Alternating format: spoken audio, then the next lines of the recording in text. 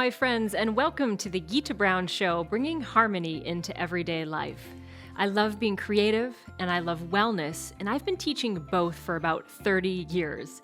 To be creative, it helps if you have a lifestyle that supports your wellness, because this is where your creativity starts. My philosophy is simple and based in yoga tradition. Doing simple practices daily over a long period of time naturally creates a lifestyle full of health and abundance, and from there, your creativity can flow. I am a teacher, a writer, I teach yoga and music, and you could think of today as like a little mini class with Miss Gita. I'm going to give you some actionable tips you can do, and we're going to do a little deep dive into our subject today, my friends, which is sleep. Rock-a-bye baby in the treetops, which is actually really a horrible song if you think about it. Don't ever sing that to a child. But we're going to really dive into it a little bit, and I want you to really think about sleep. Now, I know some of you stumbled across this episode and went like, oh yeah, I need that. Or for a second, you might be thinking, actually, I don't need that. My sleep is really good. But let's pause for a moment, because it might not be all about you, my friend. You might be a parent. Or you might have a loved one in your family who is struggling with sleep right now. Or, God forbid, a period in your life might occur where sleep starts to be a little elusive for you. So I want to give you a little class today in some basics around sleep, just a few little tidbits of sleep science. But really the meat of our lecture today, my friends, is going to be actionable things that you can start doing right now, tonight, to start changing your relationship with sleep. So again, I also would really challenge you to do a little check-in like I do with every episode, because you are a student. You've got to kind of figure out how you're going to use all the information in today's episode. So check in. Do you sleep through the night consistently? It's either a yes or a no. Do you wake up and in the middle of the night? And when you wake up, how long does it take you to fall back asleep? Is it a right-away situation, or do you do the tossing and turning thing and flipping on the TV, or you need to read to fall back asleep? Do you get enough sleep, but maybe you don't feel super rested throughout the day? You sort of feel like, man, I should have more energy. Maybe your sleep isn't quite as deep as it could be. And do you rely on coffee or sugar or other stimulants to get you through your day? Wherever you are on that spectrum, remember there's always another level of wellness for you to achieve. When you achieve that level of wellness, then you can create more, you can be more productive, you feel better, and you can add more into your life of those things that you love doing. So challenge yourself. There's always a way to improve, and I'm going to give you some ideas today and some places to start. So picture yourself for a moment. Let's be a little aspirational here. What would life be like for you if you had better sleep, better quality, or you were just sleeping consistently? How much more productive would you be? Would you be happier? Would you be perhaps healthier than you already are? Do you want to be smarter? And if you're a parent, do you want your kids to be more successful in school?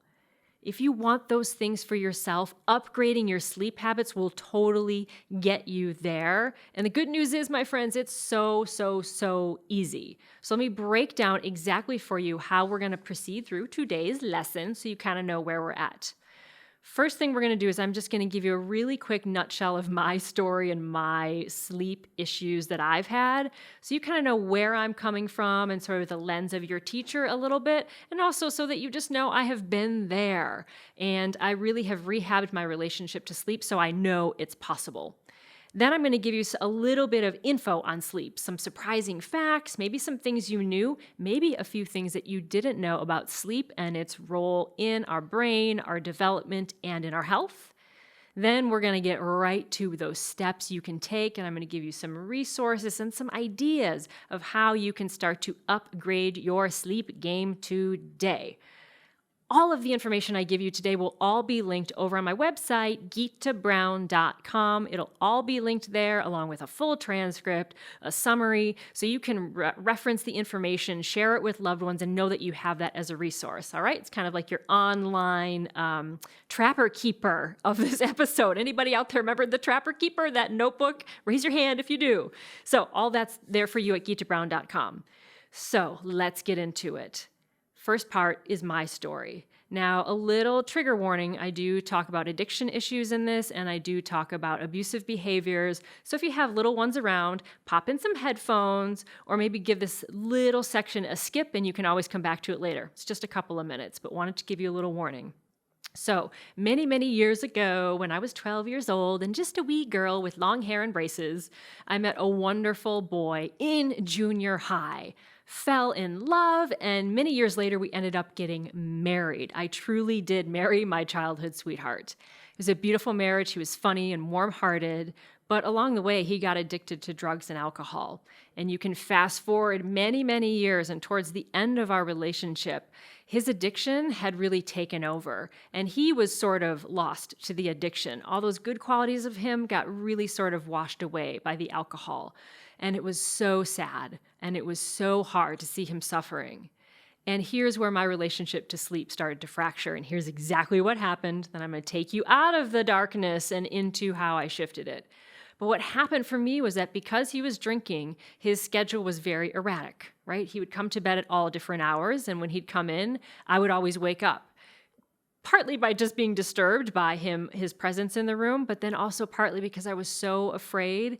I'm sorry this is dark, but I was afraid that he would die overnight. I was really afraid that he would vomit or be sick and choke and die. So I was like on this constant, can you imagine, my friends, constant like hyper alertness, even when I was sleeping. And some of you who have kids, you know this feeling, right? Where you're asleep, but you have that ear open all the time. You're listening for a disruption so you can be ready to act. He would get sick a lot in the middle of the night, and I have to wake up and clean him up, get him safe, clean all of the bedding. Oh, so you can see how my sleep started to get disrupted. That went on for about 2 years of that fractured sleep overnight. And then also his emotional abuse turned into the threat of physical abuse. And that happened overnight in the middle of the night one night. And I was afraid for my life. I thought I might die.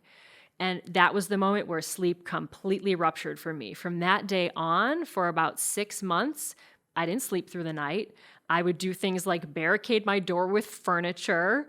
I can smile about it now because I see now that I made it through, but at the time it was terrifying. I was worried that he would get so washed away by alcohol and be in this alcoholic blackout that he would hurt me. And you can imagine that I did not sleep through the night, even after the relationship ended and I was safe. And even sometimes when I was 5 states away from where the incident happened, I was still waking up in the midst of that trauma. So the good news is, my friends, is I've been there. If you're having a turbulent relationship with sleep, I've been there in the middle of the night. I've been in that place of panic and fear and being afraid to close my eyes because I know that I'm vulnerable and that something bad could happen. And I've learned over time how to gradually retrain myself to let go, retrain myself to believe in safety, retrain myself to let my body help heal. And it has happened, and I now sleep through the night, and I've been there with you. So I say this story, my friends, not like as a downer, and I'm sorry it's heavy and dark, but for you to really understand I've been there, and it is possible to change. So let's get into then a little info of sleep, little sidebar, and then I'm going to show you all the things I did and some things that I didn't do but that I know other really smart people do to kind of rehab that relationship to sleep. So, do you want to be a little smarter? Do you want those kids to be successful in school? There is this amazing, amazing clinical psychologist. Her name is Wendy Troxel, and she did a talk on a TED Talk, and then she also had a little feature on TED Radio Hour.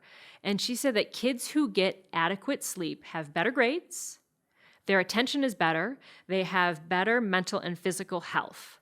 Now, here's the thing. If you're a parent of a teenager, this is crazy. Listen up, parents and teachers.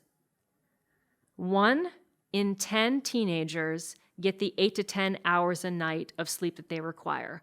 Only 1 in 10 teenagers is getting the 8 to 10 hours that they require. Keeping in mind, as she says, that the 8 hours is the minimum. Most of them aren't even getting the 10. That means that most teenagers are sleep deprived. That's really, really scary because we use a process when we're asleep called consolidation. Our brains are absolutely amazing. So when you have these days where you're going in and taking new information and having stressful events, and like for me, having a very turbulent relationship, when you sleep, that's when your brain consolidates all of the new learning. It integrates the memories. It brings it all together in this process called consolidation. So for me, in my example, I was not getting that consolidation, so I would start the next day in a depleted state. For those teenagers who aren't getting that 8 to 10 hours a night, it means they're not even consolidating the learning they're doing at school in day one. On Monday, they're not consolidating that information, so they go into Tuesday school in a deficit, and it gets worse and worse and worse and worse and worse. Another cool thing the brain does, they're just figuring this out, and they've only figured it out so far with rats, and there's another animal too, I'll figure it out here. Chimps, I believe so too. But they found out that the brain does this amazing kind of washing effect when you're asleep. You could think of it like your brain pumps and sweeps when you're asleep. So this is from the University of Rochester.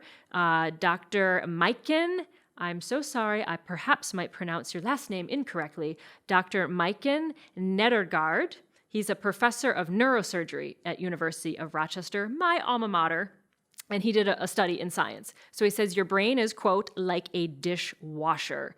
What happens is your brain, and this is what they're hypothesizing again from the animal studies, that your brain pumps cerebral spinal fluid into your brain, and it like squeezes and pumps it through. So during sleep, they have this hypothesis that your brain cells, this is where my science geek gets so happy, your brain cells actually shrink down a little bit, and the body pumps this cerebral spinal fluid up the spine and into the brain and pumps it through the cells and acts like a dishwasher. And it carries away the toxins, some of the plaques possibly associated with Alzheimer's, and it carries that all away. Then as you awaken, the cells like re-expand, and then you go throughout your day and you learn more and more. So it's kind of like when you're asleep, your brain does an auto-cleaning cycle. But if you're not getting that deep sleep, you're not cleaning out all of that toxic material, and it builds and it builds and it builds. Isn't that amazing and kind of scary to think about what sleep deprivation can be doing to your brain? What else does your brain do when you are asleep to inspire you to upgrade your sleep? Here's another one. A lack of sleep for kids, this is especially for my parents and teachers, a lack of sleep in kids a lot of times results in ADHD, attention deficit, and/or attention deficit hyperactivity disorder symptoms.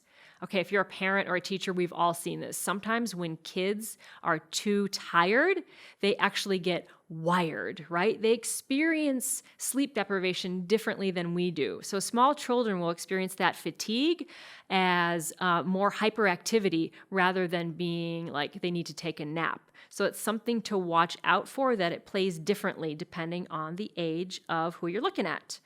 And a 2009 study in the Journal of Pediatrics found that children ages 7 and 8 who got less than about 8 hours of sleep a night were more likely to be hyperactive, inattentive, and impulsive. Oh my gosh, 2 other quick little facts, and then we're going to get to some ways that you can start to change this. Healthy weight for you, whatever that is. Sleep and metabolism are controlled by the same sections of the brain. So when you're sleepy, certain hormones go into your blood, and those are the hormones that drive appetite. I felt this in my own life. When I don't get enough sleep, I'm always more hungry the next day. So to keep all of those systems functioning in a homeostasis, you need the sleep. Here's one that is really, really interesting.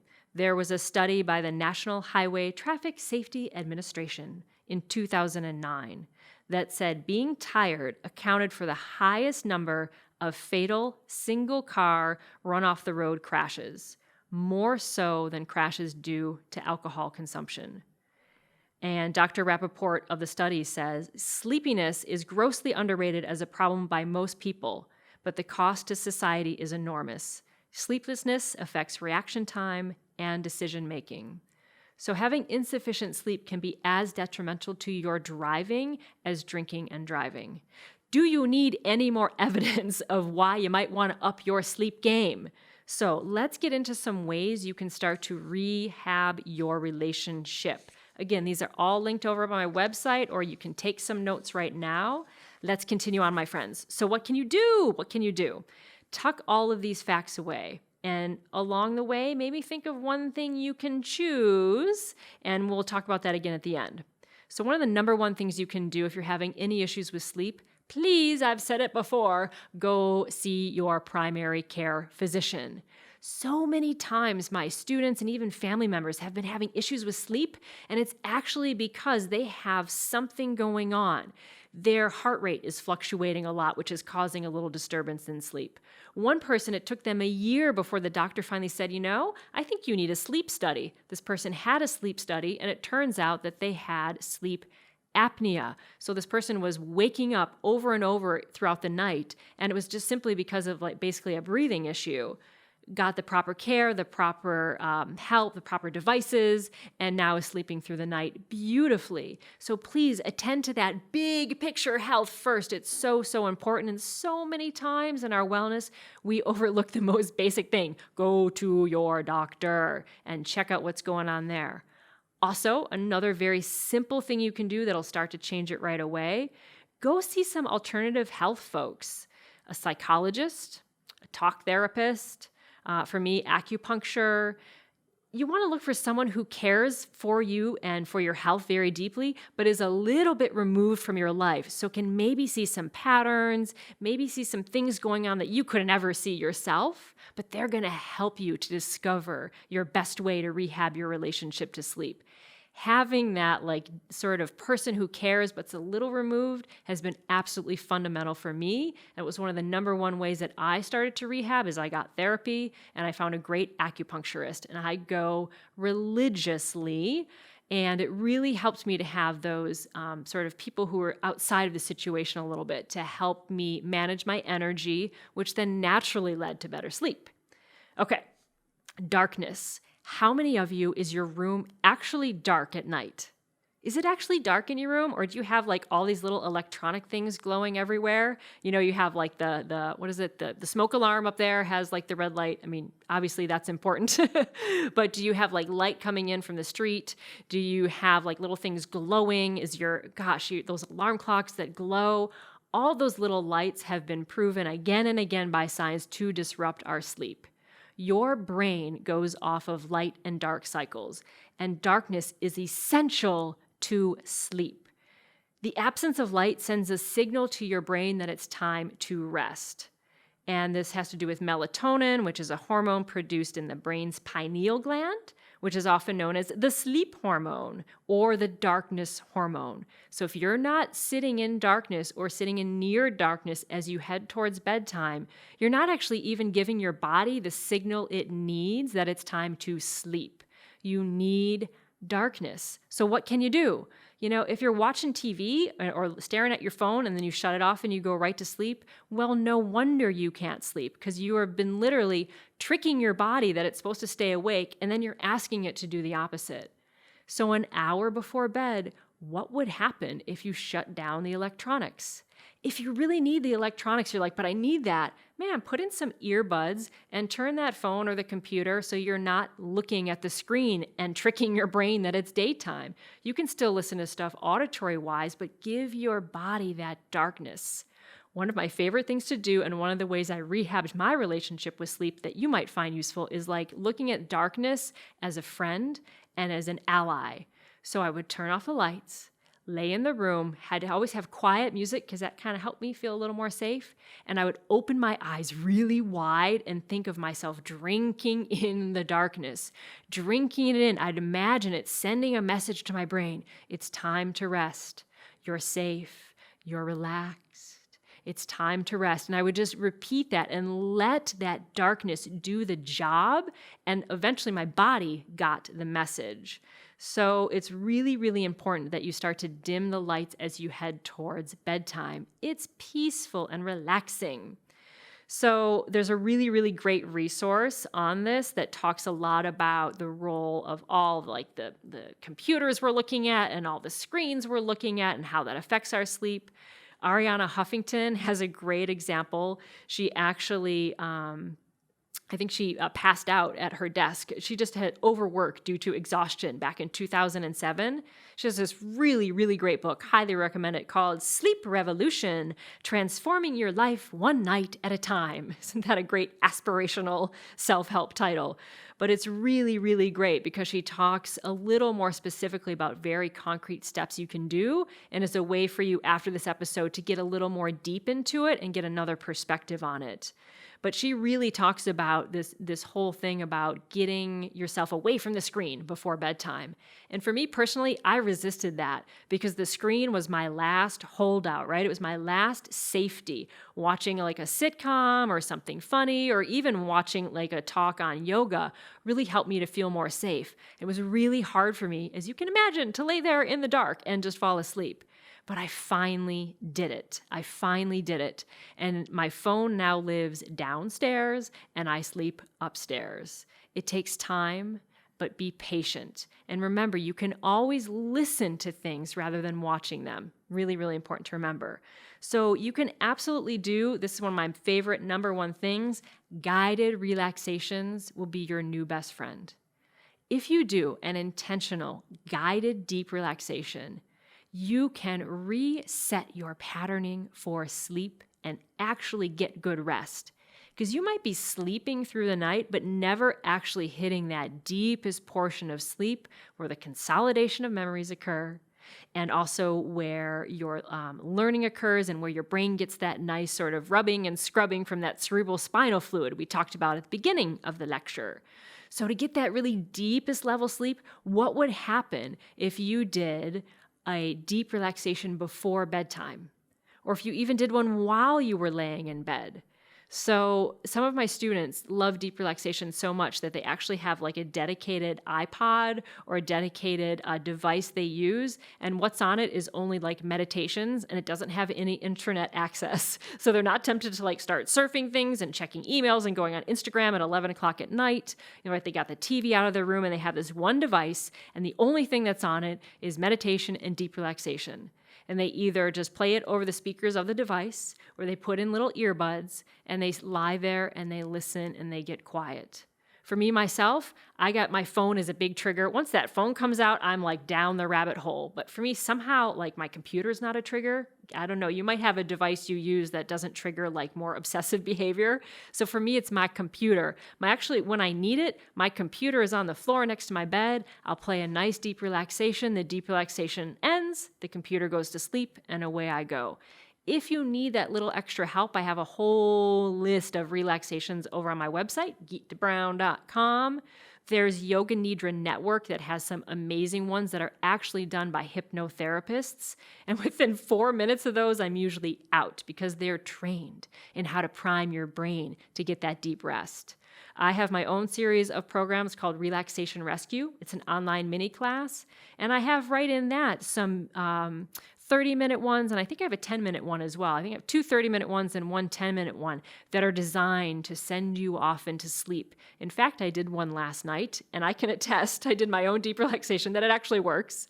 And there's also some free examples on YouTube. If you just look up deep relaxation before bed, you can find free ones right there that you can start practicing, shifting your body, shifting your mind into that deep resting and restorative state.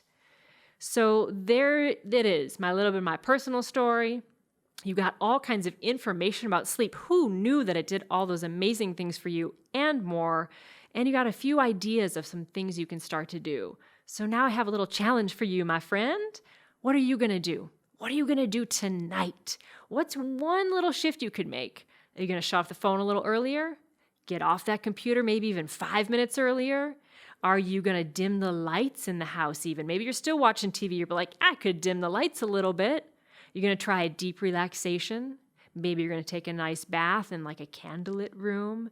Figure something out that you can do tonight that's going to give you that darkness trigger, that's going to start to help your body and mind to relax into sleep and start to make friends with sleep. When you've picked your thing, my friend, I want to hear about it because I'm a teacher, and the only way I can teach you is if we go back and forth a little bit, right? So just hop on over to gitabrown.com and just drop a little comment in the box underneath this episode. I will be so happy to see what you're doing there, to talk back and forth with you a little bit, and kind of troubleshoot with you a little bit. And some of you have said to me, they're like, oh, you feel a little like weird about sharing your stuff with, online like that. Telling you, my friend, your question or your challenge is someone else's challenge. And by you sharing what you're going to do, you will inspire other people to try the same thing. And you also inspire someone else who's kind of watching that to go, well, if she did it, maybe I can do it. And trust me, your question is probably another student's question. So by answering and sharing, we can create a community of people who are rehabbing our sleep so we are more productive, better rested, and can bring more joy to our lives. Because remember, if you want to be more creative, create that holistic lifestyle, and your creativity will just flow from there. So hop over to gitabrown.com, leave me a message there. I can't wait to hear about what you're doing. And let's close with a little chant for peace. This is a universal chant for peace taught to me from within my yoga tradition, Integral Yoga, and I'll give you the beautiful English translation afterwards. Chant along with me. Let's spread some peace.